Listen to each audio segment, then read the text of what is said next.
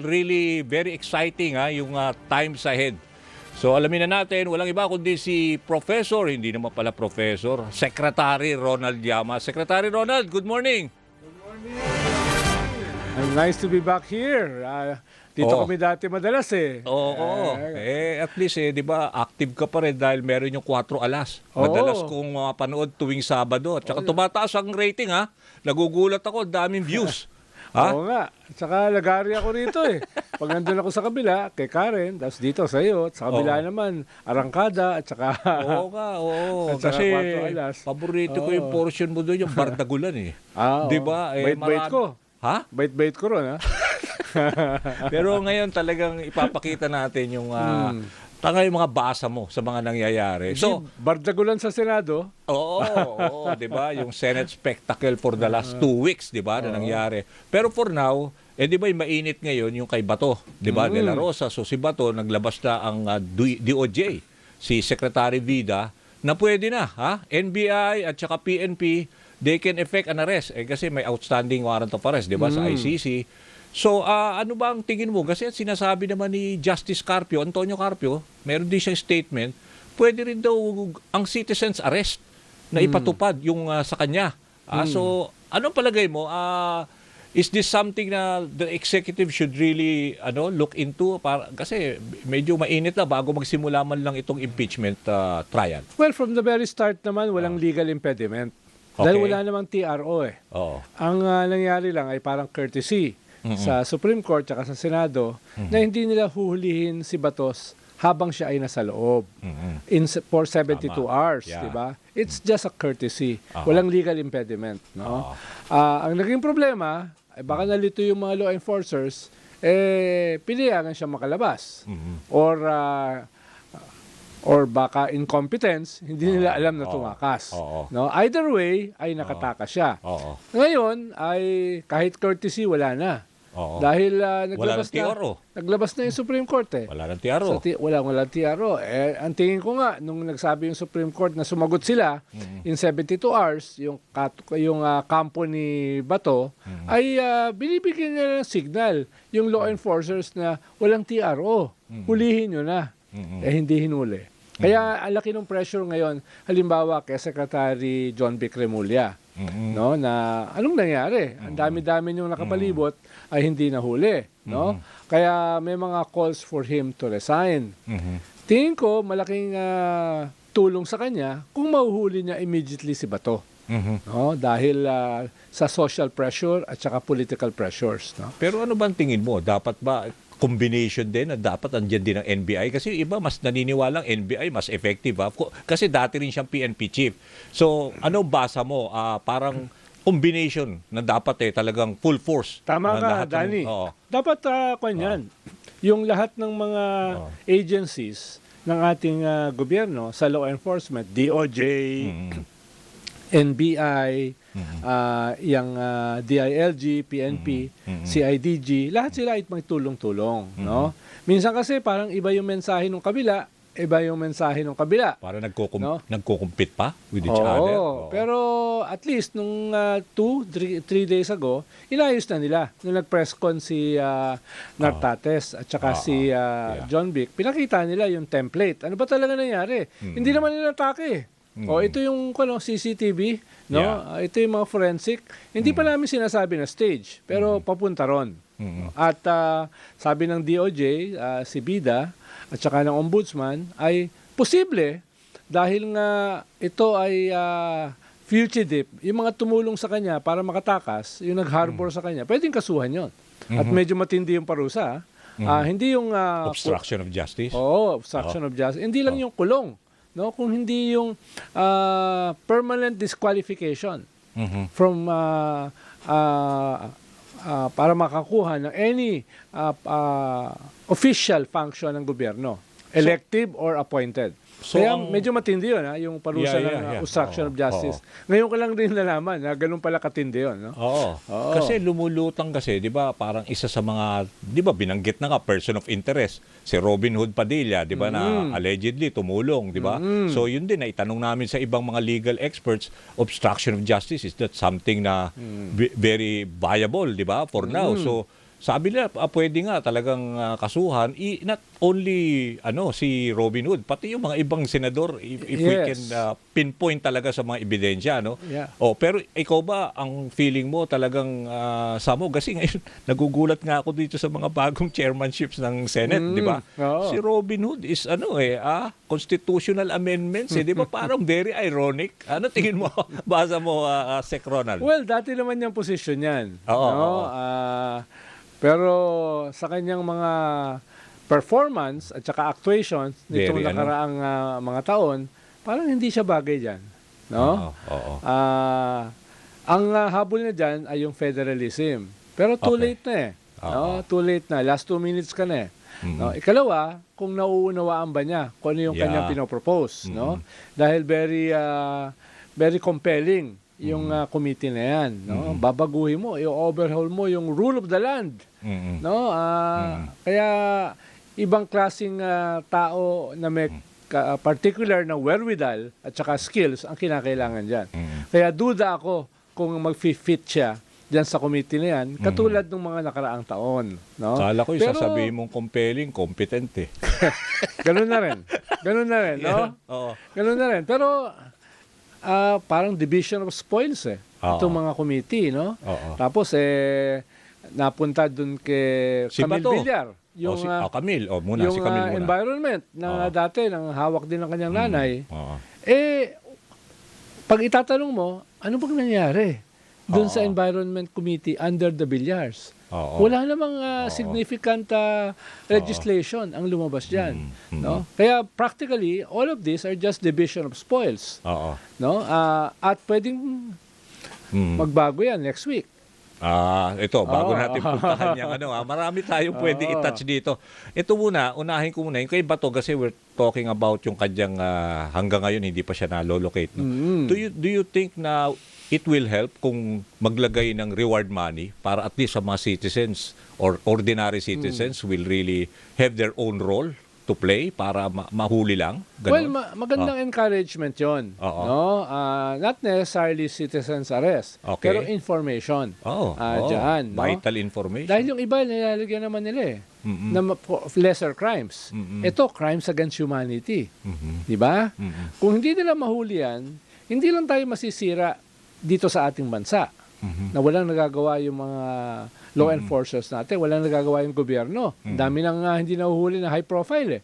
Si Atong Bantag, Atong Atong Ang, Michael Yang, Saldico, Harry Roque, tapos ngayon ito si Si Bato. Bato, no? Kaya mahalaga na magpakita ng leveling up yung ating mga law enforcers by capturing and arresting Bato. Pati sa international community, nakakahiya. 2 At weeks large ago, na siya, di ba? Nasa ICC, labeled na siya sa, di ba? At oo. large na talagang co-perpetrator ng Oo. crimes against humanity. yes. Pero yung mga nangyari kasi rito, kung papanoorin mo at babasahin mo yung different international media Oo, platforms, pinanunod ko. grabe, New York Times, Washington Post, CNN, pati mga broadcast Guardian, network. CNN, Yeah. no, Al Jazeera, Bloomberg. Oo. Talagang natatawa sila doon sa habulan sa Senado, Oo. putukan sa Senado, tapos suspetsyuhan dito sa conspiracy, tapos itong latest, itong mga iyakan, no? Naging theatrics na, di ba? Oo, Mga tapos ganun. talagang buhay na buhay ang social media. Oo, grabe. Oo, Buhay na nagdo-dominate buhay. lahat issue about politics natin. Pero no? more than 90% talagang hindi naniniwala kila Alan Peter, no? I haven't seen anything like this in my almost 50 matagal years. na rin tayo nga in the political, di ba, Nakakita ka na ba ng ganyan? Oo nga, para nagulat ako. At saka, hindi nga ako nagtaka nung lumabas yung approval rating ng Senate na napakababa, bagsak. Di ba? doble Ang yung- House, doble mas yung tumaas. Congress. Oo nga, na dati Eh, naman, hindi rin tayo usually- naniniwala sa House doon. Usually mas mababa ang Congress ng Oo di nga. hamak Yeah. sa Senado. Ngayon, doble. Oo. At yan ay bago pa nitong Oo. mga latest na developments. Kaya tingin ko, lalo pa yung bababa. Oo. So ito, binabanggit na nga natin yung mga committee chairmanships. Lalo ito, si Bato, nilagay nga siya ngayon sa public order. Tsaka dangerous drugs. Ngayon nga, fugitive from justice. So, kaya gusto ko talaga pag nakaharap kita, ano ba talaga ang sa loobin dito ni Secretary Llamas? Although, napipicture ko naman. Kasi parang yun nga, very ironic na yung taong na pinaghahanap ngayon, lalagay mo sa public order. Di ba? Doesn't speak well for the institution, ha? Correct. Di ba? Tama? Di ba? Hindi ko na nga, ang tingin ko na nga sa Senate at sa institution, parang Humpty Dumpty Hindi ko alam kung kaya pa nilang ayusin. At palala. Halimbawa, in your face itong division of spoils sa mga chairmanship. Pero mo, yung fugitive na may kaso ng crimes against humanity, ilalagay mo sa Committee on Public Order. Oo. Di ba? Kaya nga, yun ang talagang nagulat ako of all kasi syempre ngayon talagang may valid warrant of arrest. Tapos meron ng direct order ngayon that Supreme Court nagbigay na walang TRO. Yes. Na 951 ang botohan. Di ba? Convincing. Hindi niya matatanggihan dahil crucial yung boto ni Bato sa kanyang Senate presidency. Malamang hiningi na yan from the very start. Akin ito.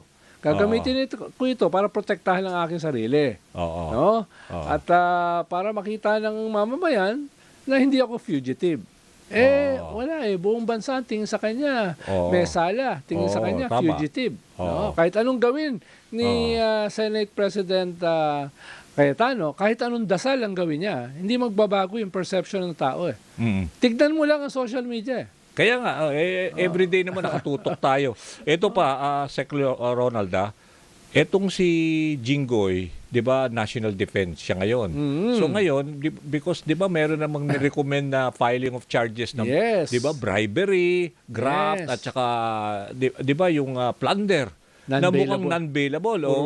Pero recommendation pa lang naman to ng DOJ sa ombudsman. Pero sabi nga ng ombudsman, nakausap ko rin, at saka ng DOJ, na this is non-bailable nga. So sabi niya, pag na-file, so ibig sabihin, if someone is handling ganito ka-powerful na committee na national defense, parang ano rin, di ba? Parang, ewan ko lang term ko kasi parang nababastos yung institusyon, di ba? Correct. No? Alam mo, yung kaso niya, mabilis na yan. Dahil tapos na yung preliminary investigation. Ng DOJ. Pag nasalang na yan sa Sandigan Bayan, immediately kulong siya. Then non-bailable. Parang si Bong Revilla. Okay. Kaya it can happen also next week. Dahil mabilis na yan Tapos siya yung chair ng Committee on National Defense. Again, in your face. Di ba? Wag mo naman masyadong sirain yung institusyon. Gula-gulanit na nga. Tapos sisiliban mo pa. Ano na matitira? No? So punta tayo dun, Sec. Ronald, dun sa sinasabi mo kanina na medyo baka magkaroon ng pagbabago next week. Kasi shaky pa rin 12-11 lang Kasi wala na si Bato in the equation. So 12 yung majority, 11 yung ito. So ano ba, may nararamdaman ka pa yung mga sources mo sa loob? Tingin mo, ano pa rin daw continuing threat? Last Monday lang, muntik na. Ganun ba? May mga tatalon, pero yung kondisyon ng mga tatalon ay yung gagawing Senate President ay forthwith. Maraming kasalanan, maraming kaso. Kaya hindi rin tinanggap ng marami sa minority. Parang hindi lang yung minority ang masisira, yung institusyon ang masisira. Dahil may kaso yan sa COMELEC. May kaso yan sa ombudsman. No? Kaya hindi maganda. Sobrang pangit. Kaya hindi nagkasundo. Ayun, nalatili si Alan Peter by one vote majority. At sabi nga ni Senator Erwin Tulfo, that can change overnight. At as we speak, ay nagne-negotiate sila. May mga galawan. Tingin may mo mga galawan. ongoing? Siguro by next week, tingin mo may mga posibleng... Meron na namang attempt. Okay. No? Kaya nga, itong mga chairmanships, itong mga position sa Senado, malinaw, ginagamit ni Alan Peter para ma-maintain yung kanyang majority. Binibigay na niya lahat dito sa mga ito. To keep him in, yes. diba? Pero nahihirapan pa rin sila dahil nga 12 lang sila 12 lang. Ang hirap hatiin nun sa dami ng committee sa Senado. Kaya hintayin natin yung susunod na kabanata sa Lunes. Dahil over the weekend ay matindi ang mga negosasyon. Mhm. Pero ngayon, for now, sino bang looming na parang maging Senate President? Parang narinig natin si Sherwin Gatchalian. Could he get the numbers? Tingin mo, Sec Well, Ronald? kung may tumalon na isa Mhm. or may makulong na dalawa, Mhm. bago na yung majority. Mhm. Di ba? Mhm. At siyempre, kahit yung minority, ang gusto nila yung acceptable sa mas maraming mga senador. Mhm. Paano pag si Tito Soto, kinakabahan sila kay Ping Lacson Okay. sa Blue Ribbon, Oo, oo. na kinakasuhan yung mga kapwa senador. Kapwa Na dapat senador. naman. Yun No, na dapat Yun naman. nga isa sa mga reason kaya siguro nga napalitan din. Correct, Di ba? correct. Correct. Aside dun sa impeachment, na Yes. pinagbotohan ng Yes, 257. masyado namang obvious di ba? Oo, Oo. oo. Kaya medyo kabado sila doon sa tandem ni Tito Soto At at saka Lacson. ni Lacson. So, si Subiri naman, na nag-abstain before, nag-negotiate din na maging Senate President. Pero wala siyang napatalon Mhm. Wala siyang napatalon. Ang dala niya, si JB. Dahil silang dalawa yung JB, nag-abstain no? independent sila pareho. Oo. Ano, Kaya medyo nagiging acceptable si Win kung may isa o dalawang tatalon, medyo soft yung dating para mismo dun sa mga DDS. Di ba? Paano hindi siya active dito sa Bungguan dito sa Bardagulan, Oo. between the Marcoses and the Duterte. Oo. At maganda yung Parang handling ano lang niya. siya, passive lang siya di ba? Hindi siya yung talagang maingay, di ba? Oo, pero maganda yung handling niya ng budget. As a finance committee head. Talagang competent naman. Last time, di ba? no? Oo. Si Ping Lacson, hindi yan basta-basta pumupuri. Pero Oo, pinuri talaga siya ng matindi. Oo. No? Kaya tingin ko si Win, for now, is a very good Senate, will be a very good Senate President. No? Oo. Considering the numbers. Dahil anything can happen. Halimbawa, kahit pagpalagay na natin, sa Monday, magbago yung majority. Ang lamang niyan ay maliit din. Isa, dalawa. So, it can It's also always change overnight. Shaky. Oo. Di ba? Mm. Oo. Halimbawa, karamihan kasi dun sa majority ngayon, may kaso. Mhm. No? May kaso. Apat ay may kaso ng plunder Yung dalawa sa Ombudsman. sa ICC. Dalawa sa Crimes Against Humanity sa ICC. Yung iba, yung mga Sa flood pamilya. control. Oo, yung iba doon May sa mga price manipulation. Yes, diba? Yung price doon sa SEC. manipulation, Oo. prime water, Prime water. diba? Solar. Oo, No? isa. Oo. Kaya halos majority ngayon ay may mga kaso. So ibig sabihin vulnerable yung mga yan. Either way. Oo. Either way. Pwede nilang i-negotiate yan. O lilipat kami pero huwag niyo masyadong diinan yung aming mga kaso. Okay, which brings me to another point kasi sinabi mo na rin yung vulnerability, di ba? Kasi nababasa ko lately, Ronald, itong mga sabi nila, dati kasi 'di ba when Sara was 'di ba considering yung nag-declare na siya na she was running, parang invincible siya, 'di ba? So nagbabago ang mga numero for now, wala pa yung mga impeachment na 'yon. Pero sinasabi nila yung 16 daw, hindi na rin daw invincible yun. Posible mangyari kasi nga yung sinasabi mo nga yung vulnerability, some of the senators might shift lalo na pag nag-live stream na yan at lumabas na yung grabe mga ebidensya na 4 articles ng impeachment, it could change. Lalo na ang hindi na legal Kung legally, marami nakita nasilip Yung public, 'di ba? Perception. Ibig sabihin yung ang galaw ng social media, how can you afford to look the other way around Yes. when the evidence are obvious? Yes. Ganon. Ano tingin mo? Well, unang labanan dyan, ilalabas ba yung evidence? Halimbawa, Okay. yung mga bank accounts, pwedeng pagbotohan yan Okay. At kung majority ay susuportahan na yan ay lumabas as evidence, maganda. Pero kung pipigilin, sasabihin nila, hindi, may bank secrecy laws wag natin buksan yan. No? So, bakbakan pa yan. Okay. Pero kung lumabas yan, tama yung sinasabi mo. No? Lalo na ngayon, indicatively, lumabas na sa Justice Committee. Billion-billion pala yung bank account. Yung SALN ay 80 million lang. No? Hindi So, may bangga. medyo malayo. No? At ikalawa, mas compelling pa, ay sino nagbigay? No? Ang lumalabas ngayon, mga anomalous persons yung nagbigay ng ganyang klaseng pera monthly. no? Drug lords, pogo lords. Imagine mo kung lumabas yan during The trial. a trial, no? At yung senador boboto not to convict. Oo. Anong itsura niya? Lalo na kung re-electionist siya. Oo, ang dami re-electionist dito. Si diba? Cheese, si Robin, si Jinggoy, si Alan Peter, si Mark Villar. no? Yan, mga re-electionist yan, di ba? Oo. So, Si Loren. siyempre, titignan nila yung kanilang political calculation, makakatulong ba to sa aming candidacy?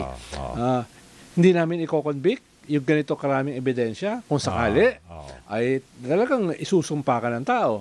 Ikalawa ay yung tinatawag natin carrot and stick na wala namang aamin. Diba? Halimbawa, yung impeachment ni Chief Justice Corona last time, no? 2012. Minority rin naman yung for conviction nung nagsimula. Pero nung nagkaroon na ng trial at nagkaroon na ng 20 judgment, nag-convict. 20 ang nag-convict yan.